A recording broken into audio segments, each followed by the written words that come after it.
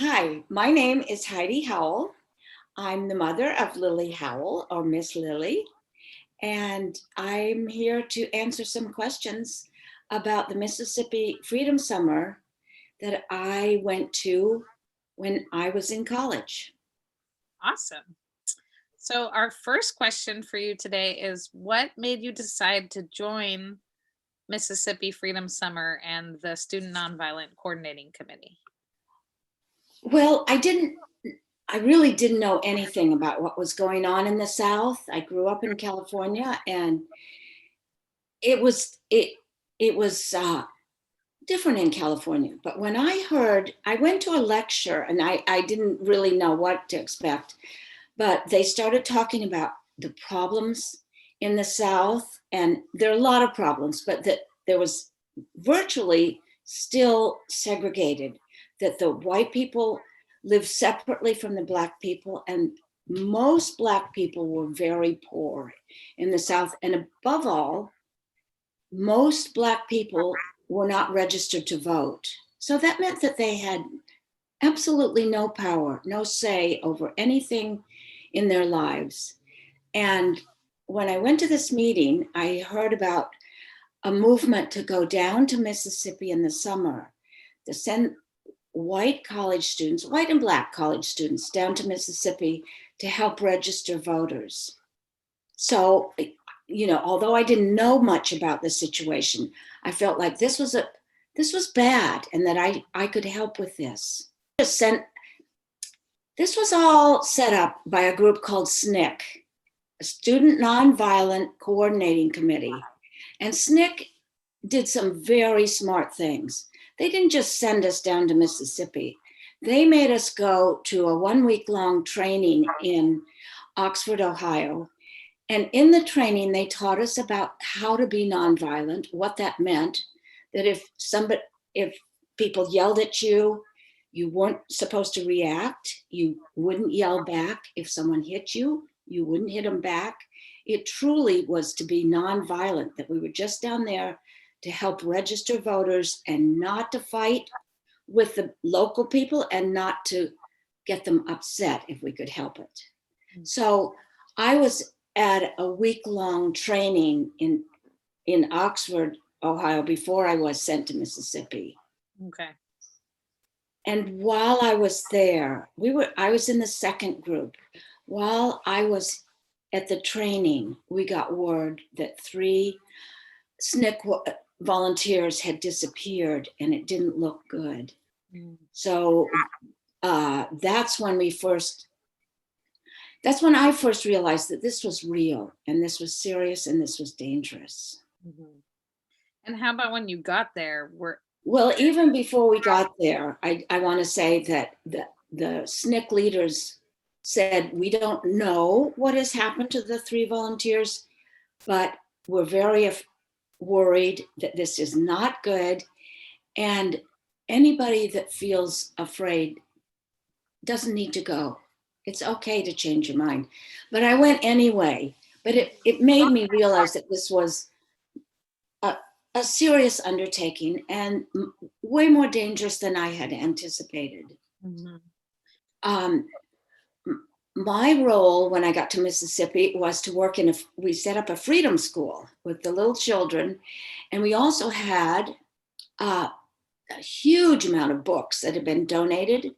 They came down in trucks with clothes and books from the north, and the clothes were distributed, and that was a boon to the community. And then we were trying to set up a library, but it was such a mess. And, I had no clue how to start a library. The thing I loved was working with the little children, and learning their songs. And I had a good time with the children. And what community were you in where this freedom school was? This was in Ruleville, up in the Delta, in Sunflower County. And Sunflower County, the seat of the county was Indianola, which is where a lot of the early registration was attempted. That Fannie Lou Hamer and other people tried over and over to register in Indianola. And by the time I got there, They were taking carloads of people every week to try and register, but mostly being turned down. Mm. And what can you tell us about Fannie Lou Hamer? We're trying to teach the kids about who she was and what a leader she was. And if you have anything Well, to tell us, we would love it. she was one of the strongest women I've ever met. I thought she was beautiful. Ruleville was her hometown, and she was actually a preacher in a little church there. And she's a very powerful speaker. Mhm. And what a singer. Mhm. But beyond that, she was so courageous. She would not give up. She kept going back to the registrar and trying to get registered. And every time she went, he'd have some excuse. Oh, I'm sorry, there's a meeting in the testing room. One of the things they did then was if you tried to register, they published it in the newspaper. Mm. So they lost their home. They were living on a plantation, and the plantation owner threw them off the plantation. So they lost their home and their jobs. Mm. But that just made her fight even harder. Mm. And I must say, a terrible thing happened to her. She was coming back from a convention and was in Mississippi and was stopped by the police. And she was with two other people in the car, and they took her to jail. And she was beaten in jail, and beaten very badly. But that still didn't stop her. That made her more determined than ever that Black people would get registered in Mississippi and finally have a voice. And I think it would be good if you could explain to us, you said a little bit about it, but why it's so important to have the right to vote, what that means in your community. If you don't have the right to vote, there's no way you can change anything. Like at that time in Mississippi, the Black children could go to school, but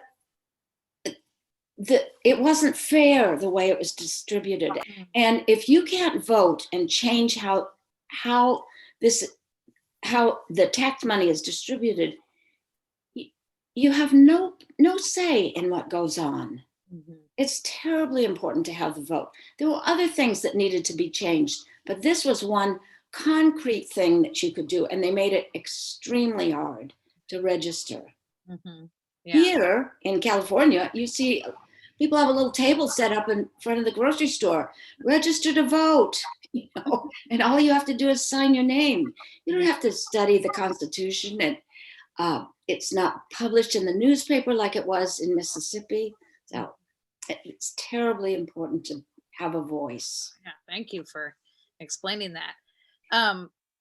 Another thing I wanted to ask you, and maybe you have some insight on this and maybe you don't, is Fannie Lou Hamer was kind of a forgotten hero for a very long time. And we're just starting to learn how important she was in the right to vote for Black people in the South. Why do you think it's taken so long for people to remember how important she was? I am surprised because the speech she gave at the Democratic National Convention was an incredible speech. And Mr. Chairman, and to the Credentials Committee, my name is Mrs. Fannie Lou Hamer. Tonight, all of this is on account of we want to register to become first-class citizens. And if the Freedom Democratic Party is not seated now, I question America.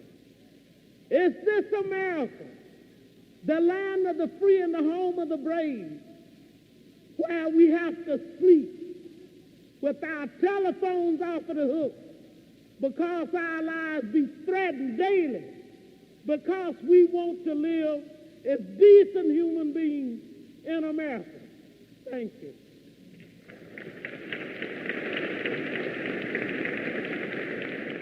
And the president at the time said that was not to be broadcast. But it was. It's a fabulous speech.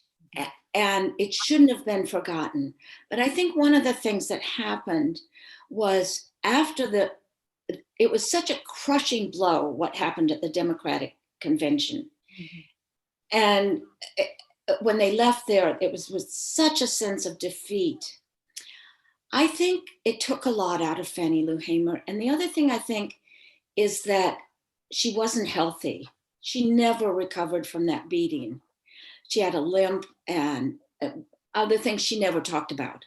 But I think she also didn't live to be very old. And I think that had she been healthier and had things been a little different, she might have gone on and done other things like other SNCC workers did. But I think her luck was against her. Final question I think I have is, you talked a little bit about the singing. Is there anything you want to add about the singing, or what you think like that brought to? Oh, I think the singing was really important. First of all, it was part of the Black culture to begin with. And they changed a lot of the gospels to freedom songs. But we found that when you're singing, you can't be afraid, and it unites people. I have a little picture here. I think people have seen this, how people held hands, but the singing brought everybody together, and it made you feel good, and it also made you courageous. It was very important. Yeah, there's a lot of power in that. Yeah.